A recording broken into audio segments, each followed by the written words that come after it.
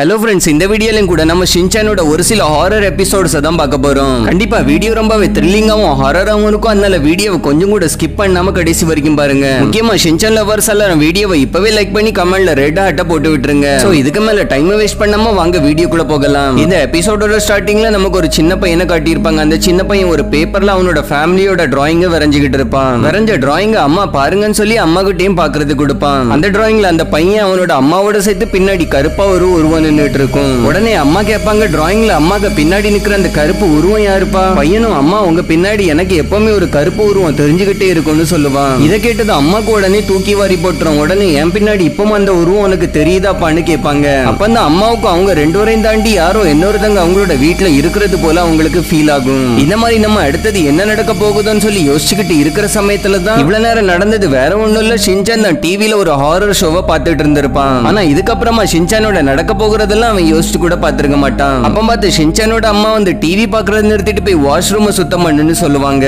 உடனே ஷின்சான் எழும்பி வாஷ்ரூமுக்கு போகும்போது அவனுக்கு பின்னாடி ஏதோ ஒரு உருவம் தெரியும். அண்ட் ஷின்சான் வாஷ்ரூம் ஓபன் பண்ணதும் உள்ள விசித்திரமான ஒரு ஆளு உட்கார்ந்திருப்பாரு. உடனே ஷின்சான் ஓடி போய் அம்மா கிட்ட வாஷ்ரூம்ல யாரோ உட்கார்ந்திருக்காங்கன்னு சொல்லுவான். அம்மா வேலை பார்க்க கூடாதுன்னு சொல்லி எதுவும் காரணத்தை சொல்றியா, ஒழுங்கா வேலையை பாருன்னு சொல்லிருவாங்க. அப்ப பார்த்து ஷின்சானுக்கு ரூம்ல வேற யாரோ ஒருத்தங்க இருக்கிறது போல பிரசன்ஸ் ஃபீல் ஆகும். அதுக்கப்புறமா ஷின்சான் வாஷ்ரூமுக்கு போய் பார்க்கும்போது அந்த மர்ம உருவம் கொண்ட நபர் வாஷ்ரூம் சுத்தம் பண்ணிட்டு இருப்பாரு. அந்த உருவத்துக்கு ஷின்சானோட நேமும் ஆல்ரெடி தெரிஞ்சிருக்கும். ஷின்சானும், யாருடா நீ என்னோட நேம் எல்லாம் தெரிஞ்சு வச்சிருக்கிறேன்னு சொல்லி கேட்பான். அதுக்கு அந்த உருவம் சொல்லும், நான் வேற யாரும் இல்ல ஷின்சான், உன்னோட ஃபேமிலி மெம்பர் தான் சொல்லும். உடனே ஷின்சான், அப்போ சரி வானா உன்னை எங்க அம்மாட்ட இன்ட்ரோடியூஸ் பண்ணி விடுறேன்னு சொல்லுவான். அதுக்கு அந்த உருவம், அதை பத்தி நீ கவலைப்பட வேண்டிய அவசியம் இல்ல, அவங்களுக்கு என்ன ஆல்ரெடி தெரியும்னு சொல்லும். அந்த நேரம் பார்த்து மிட்சியும் வாஷ்ரூமுக்கு வந்து அந்த உருவத்தை பார்த்து கொஞ்சம் ஷாக் ஆகிருவாங்க. உடனே திடீர்னு ரூமோட அட்மாஸ்பியர் சேஞ்ச் ஆகிரும். அதுக்கப்புறமா மிட்சியும் அந்த உருவத்தை ஃபேமிலியில ஒருத்தங்கன்னு நினைக்க தொடங்கிருவாங்க. ஷின்சானுக்கு இந்த மர்ம நபர் எப்படி நம்ம ஃபேமிலியில ஒருத்தங்க ஆக முடியும்னு சொல்லி எதுவுமே புரியவே புரியாது.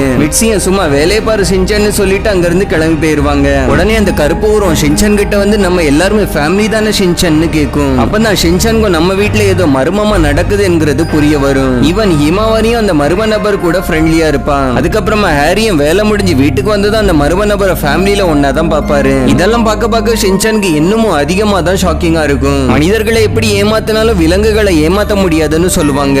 ஆனா இங்க பார்த்தா ஷீரோவும் அந்த மர்ம நபரை பத்தி எதுவுமே பண்ணாது. அதுக்கப்புறமா நைட்டு சாப்பாடு சாப்பிடும் போது ஷின்சான் வீட்டுல ஏதோ மர்மமான விஷயம் நடந்துகிட்டு இருக்குது, நம்ம யாருக்குமே அந்த ஆளோட பெயர் கூட தெரியாதுன்னு அவர் எப்படி நம்ம ஃபேமிலி மெம்பரா இருக்க முடியும்னு சொல்லுவான். உடனே அந்த மர்ம நபர் சாப்பாடு சாப்பிடறத நிறுத்திட்டு எழும்பி போயிரும். உடனே மிட்சியும் ஹாரியும் ஃபேமிலி மெம்பரை துக்கப்படுத்தினதுக்காக ஷின்சான் மேல கோவப்பட்டு இருப்பாங்க. அப்ப பார்த்து ஷின்சானுக்கும் வெளியிருந்து யாரோ அவனை பார்த்துக்கிட்டே இருக்கிறது போல ஃபீல் ஆகும். உடனே ஷின்சான் எழும்பி அவனோட ரூமுக்கு ஓடி போவான். அவனுக்கு பின்னாடியும் ஒரு உருவம் நடந்து வந்துட்டு இருக்கும். ரூமுக்கு வந்து ஷின்சான் ஃபேமிலி மெம்பரா இருந்தா கண்டிப்பா ஃபேமிலி ஆல்பம்ல போட்டோ இருக்கணும்னு சொல்லி தேடி பார்ப்பான். ஆனா ஆல்பம்ல எங்கேயும் அந்த மர்ம நபரோட போட்டோ இருக்காது. அப்ப பார்த்து அந்த மர்ம நபர் ஷின்சானுக்கு பின்னாடி வந்து நின்னுட்டு இருக்கும். அந்த மர்ம நபர் சொல்லும், வேற ஒண்ணும் இல்ல ஷின்சான், நான் உங்களோட ஃபேமிலி மெம்பர் ஆக விரும்புறேன். ஆனா ஷின்சான் அதை விட்டு தூரம் விலகி போய், நீ என்னோட அம்மா அப்பா வேணா ஏமாத்தலாம், என்ன ஏமாத்த முடியாதுன்னு சொல்லுவான். உடனே அந்த மர்ம நபர் அதோட பவர்ஸ் யூஸ் பண்ணி ஷின்சான் அதோட கண்ட்ரோல்ல கொண்டு வரதுக்கு முயற்சி பண்ணும். உடனே ஷின்சான், நீ என்னோட ஃபேமிலிக்கு ஏதோ தவறா ஏதோ பண்றதுக்கு வந்திருக்கான்னு சொல்லுவான். அதை கேட்டதும் அது அதோட பவர்ஸை யூஸ் பண்றதை நிறுத்திடும். இதுக்கப்புறமா அந்த மர்ம நபர் ஷின்சான் கிட்ட ஒரு பிளாஷ்பேக் ஸ்டோரியை சொல்லும். அது என்னன்னா, ஒரு நேரத்துல ஒரு பையனும் ஒரு அம்மாவும் ஒரு வீட்டுல வாழ்ந்துட்டு வந்தாங்க.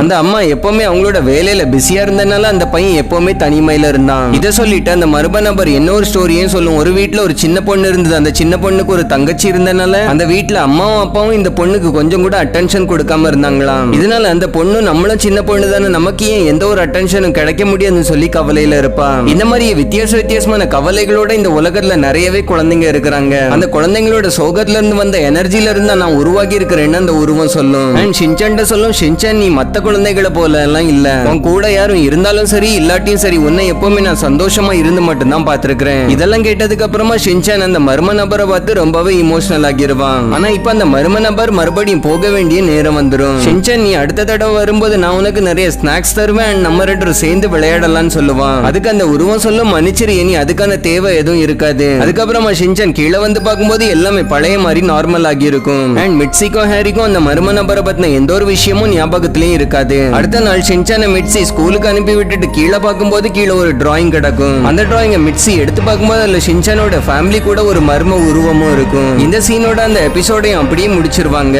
சோ வாங்க அடுத்த ஹாரர் எபிசோடுக்குள்ள போகலாம். இந்த எபிசோடோட ஸ்டார்டிங்ல நமக்கு மசாவோட வீட்டை காட்டியிருப்பாங்க. அங்க மசாவ் இருந்து ஒரு மிஸ்டீரியஸான புக்கை படிச்சுக்கிட்டு இருப்பான். அந்த புக்ல மவுண்ட் காசுகாபே பத்தின ஒரு ஹாரர் ஸ்டோரி தான் இருக்கும். அந்த ஸ்டோரி என்னன்னு பாத்தீங்கன்னா மொத்த மவுண்ட் காசுகாபையும் ஒரு பெரிய மான்ஸ்டருக்கு அண்டர்ல தான் இருக்குதான். ஆனா அப்படியெல்லாம் ஒரு மான்ஸ்டர் கிடையாதுன்னு சொல்லி 3 குழந்தைங்க அதை ப்ரூவ் பண்றதுக்காக அந்த மவுண்டனை நோக்கி போவாங்க. ஆனா அந்த இடத்துல ரொம்ப பனிமூட்டமா இருந்தனால ஒரு பையன் மட்டும் வழி தெரியாம எங்கேயோ தவறி போயிடுவான். இந்த மிச்சம் இருக்கிற 2 பேரும் அவங்களோட ஃப்ரெண்டை தேடி பார்க்கும்போது அவங்களோட பார்வைக்கு ஒரு பெரிய உருவம் தெரியும். அவங்க 2 பேரும் அது நம்ம ஃப்ரெண்டா தான் இருக்குன்னு சொல்லி கிட்ட நெருங்கி போய் பார்க்கும்போது அந்த உருவம் ரொம்பவே பெருசா தெரியும். இதை படிச்சுக்கிட்டே இருக்கும்போது மசாவும் ரொம்பவே ஷாக் ஆகிடுவான். ஏன்னா அந்த ஸ்டோரி படி அதுக்கப்புறத்துல அந்த 2 குழந்தைங்களையும் இதுவரைக்கும் யாருமே பார்க்கவே இல்லையா. இந்த விஷயம் மசாவை எந்த அளவுக்கு பயமுறுத்தி இருக்கும்னு அவன் பயத்துல அழ தொடங்கிடுவான். அதுக்கப்புறமா மசாவ் இந்த ஹாரர் ஸ்டோரி அவனோட ஃப்ரெண்ட்ஸ் எல்லாருக்கும் சொல்றதுக்காக அவனோட ஃப்ரெண்ட்ஸ் எல்லாரையும் வீட்டுக்கு கூப்பிட்டுருப்பான். அவனோட ஃப்ரெண்ட்ஸ் எல்லாரும் மசாவே ஒரு பயந்தாங்கோழி, அவன் எப்படி மத்தவங்களை பயங்காட்டுவான்னு சொல்லி பேசிக்கிட்டு இருப்பாங்க. உடனே மசா ஓவரா பேசாதீங்க, இந்த ஸ்டோரி ரொம்பவே பயங்கரமானது, இதை கேட்டு நீங்க எல்லாருமே பயப்பட போறீங்கன்னு சொல்லுவான். அவன் புக்ல படிச்சிருந்த அந்த மான்ஸ்டரை பத்தின ஸ்டோரியை அவனோட ஃப்ரெண்ட்ஸ் எல்லாருக்கிட்டையும் சொல்லுவான். ஆனா மசாவ் இந்த ஸ்டோரியை இன்ட்ரெஸ்டிங்கா சொல்லிட்டு இருக்கிற சமயத்துல நேனே அதை பாதியில நிறுத்திடுவான். ஏன்னா நேனே அந்த ஸ்டோரியில வந்த எல்லா குழந்தைகளோட பெயரையும் கொண்டு ரொம்பவே கன்ஃபியூஸ் ஆகியிருப்பான். உடனே மசாவுக்கு ஒரு ஐடியா வந்து அந்த ஸ்டோரியில உள்ள குழந்தைங்க எல்லாரையும் நீக்கிட்டு அவனோட ஃப்ரெண்ட்ஸ் எல்லாரையும் எல்லாருக்கும் புரியுற மாதிரி இருக்கிறதுக்காக அதுல ஆட் பண்ணிடுவான். அதுக்கப்புறம் மசாவ் சொல்லிட்டு இருந்த அந்த ஸ்டோரி அப்படியே கண்டினியூ ஆக தொடங்கிரும். அந்த மலையில ரொம்ப பனிமூட்டமா இருந்தனால கசாமா மட்டும் வழி தவறி தனியா போயிருவான். இவ்வளத்தையும் சொன்னதும் மசாவ் மறுபடியும் கடுப்பாகிடுவான். ஏன்னா அவனோட ஸ்டோரியை யாருமே சீரியஸா எடுத்துக்கிடவே மாட்டாங்க.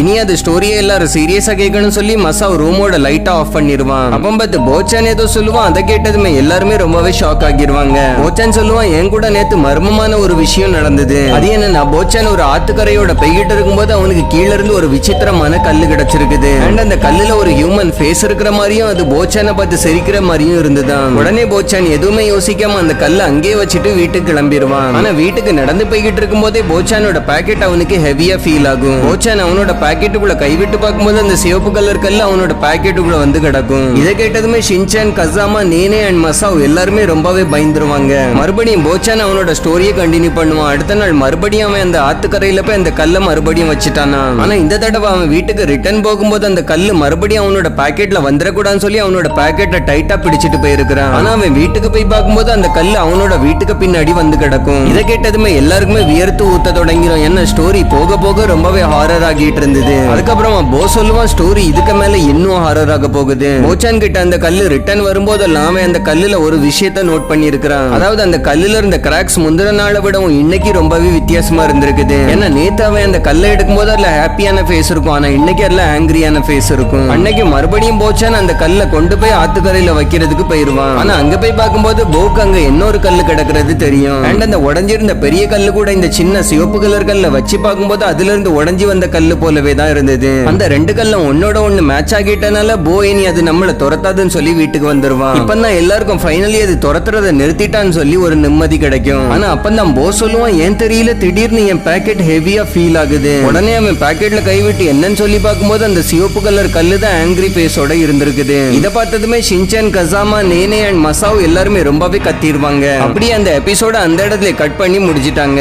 சோ ஐ ஹோப் இந்த வீடியோ உங்களுக்கு பிடிச்சிருக்கும்னு நினைக்கிறேன். வீடியோ பிடிச்சிருந்தா வீடியோ லைக் பண்ணி உங்க ஃப்ரெண்ட்ஸ் அண்ட் ஃபேமிலிஸோடையும் ஷேர் பண்ணுங்க. நானும் இன்னொரு இன்ட்ரெஸ்டிங்கான கார்ட்டூன் அண்ட் அனிமே வீடியோட உங்களை சந்திக்கிறேன். அது வரைக்கும் டட்டா, பை பாய்.